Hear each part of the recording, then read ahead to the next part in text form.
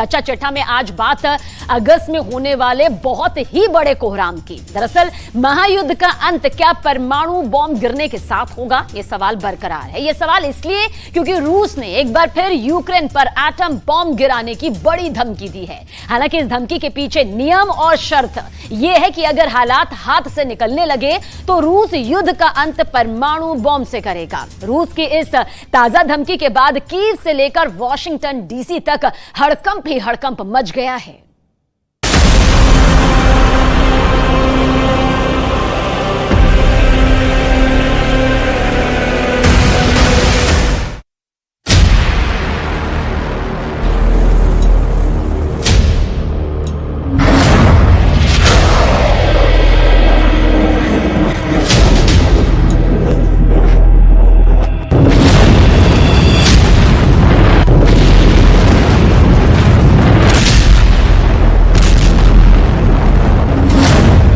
Zelensky के counter attack की कामयाबी से हिल गया रूस।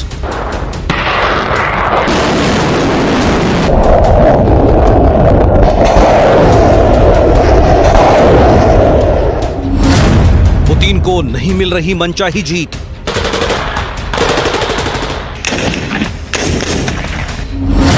रूस करेगा विकल्प नंबर 202 का इस्तेमाल। नहीं माना यूक्रेन तो ज़ेलेंस्की तैयार रहें।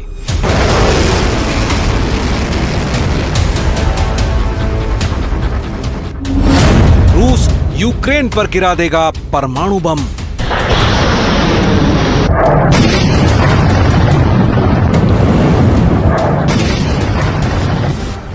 आप क्या इसकी डिटेल में पड़ताल करेंगे और इसके साथ वर्तमान के उन हालातों की डिटेल भी आपको दिखाएंगे जिसने पुतिन की उंगली परमाणु बम तक पहुंचा दी है।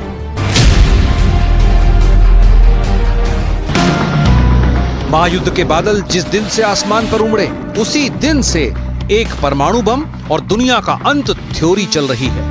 कोई भी विशेषज्ञ इस पर अपनी राय देने से नहीं चूकता, क्योंकि उसे मालूम है कि रूस के परमाणु बम गिराने की धमकी को हल्के में लेने का अंजाम किसी एक देश को नहीं बल्कि कई देशों को एक साथ भुगतना होगा।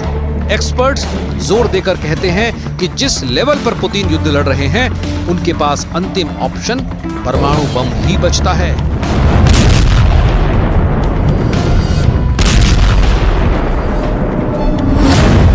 पुतिन मारेंगे परमाणु, सिर्फ तबाही ही तबाही होगी।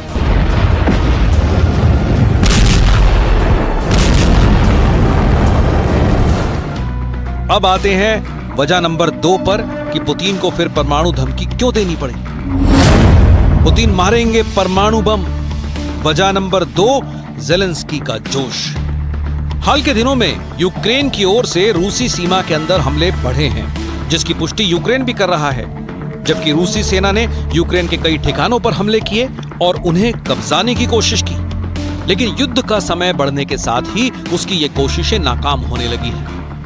यूक्रेन ने अपने बड़े इलाके को रूस के कब्जे से आजाद भी कराया है। इस हालत में पुतिन परमाणु बम का डर दिखाकर नेटो को रोकना चाहते हैं ताकि वो ज़ेलेंस्की को समझाएं कि हमले बंद करें, वरना अंजाम परमाणु बम वाला होगा। रूस के राष्ट्रपति व्लादिमीर पुतिन ने जो ताजा बयान दिया है उसे जरूर सुनिएगा। युद्ध तब तक नहीं रुक सकता जब तक यूक्रेन की सेना उन पर हमले करना जारी रखेगी। अगर वे हमले पर हमला करेंगे तो हमें जवाबी कार्रवाई करनी पड़ेगी। कुछ लोग चाहते हैं कि शांति वार्ता की बात हो। हमने इससे इनकार नहीं किया है। आपको पता ही है कि मैंने पहले भी कहा है कि हम शांति वार्ता से इनकार नहीं करते।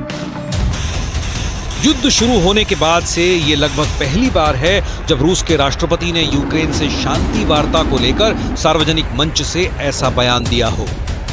पुतिन का बातचीत की मेज पर आने से जुड़ा बयान अपने आप में रूसी नागरिकों के लिए चौंकाने वाला कदम है, खासकर तब जब यूक्रेन के राष्ट्रपति वोलोदिमीर ज़ेलेंस्की लगातार रूस पर पलटवार करने और उससे अपने कब्जे वाले क्षेत्र वापस लेने की बात कर रहे हैं।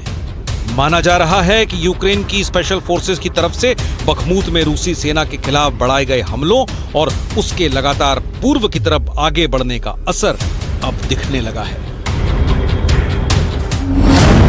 पुतिन मारेंगे परमाणु बम, वजह नंबर 3, नेटो के हथियारों की कामयाबी।